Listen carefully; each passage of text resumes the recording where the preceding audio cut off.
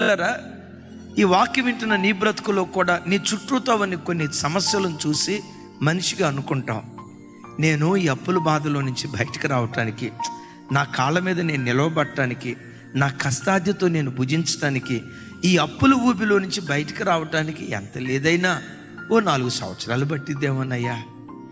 ఇంటిలో నుండే, ఈఎంఐలుండే, ఈ ఆర్థిక బంధకాల్లో నుంచి బయటకు వచ్చి నా కాళ్ళ మీద నేను నిలగదొక్కోవటానికి 4 సంవత్సరాల కాల వ్యవధి పట్టిద్ది. మనిషిగా నువ్వు లెక్కలేసుకుంటావు, తప్పేమీ కాదు.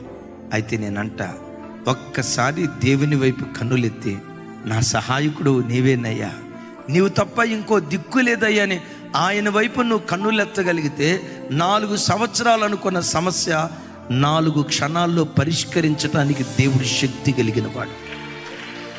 నువ్వు మానవ రీతిగా లెక్కలేసుకుంటావు, అబ్బాయి ఇప్పుడు డిగ్రీ చదువుతున్నాడు, ఇంటర్మీడియట్ చదువుతున్నాడు, వీడు నా చేతికి రావాలంటే ఇంకొక 6 సంవత్సరాలు పట్టిద్ది, ఇంకొక 6 సంవత్సరాల్లో అమ్మాయ్యా నా కష్టాలు తీరుతాయిలే, 7 సంవత్సరాల్లో నా ఇబ్బందులు తీరుతాయిలే, 3 సంవత్సరాల్లో నా బాధలు తీరుతాయిలే అని మానవ రీతిగా నువ్వు లెక్కలేసుకుంటావు, తప్పేనేం కాదు.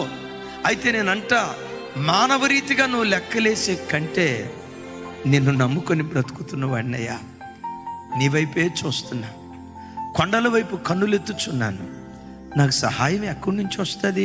భూమి ఆకాశములను సృజించిన దేవుడైన యెహోవా వలనే సహాయం కలుగుతుంది.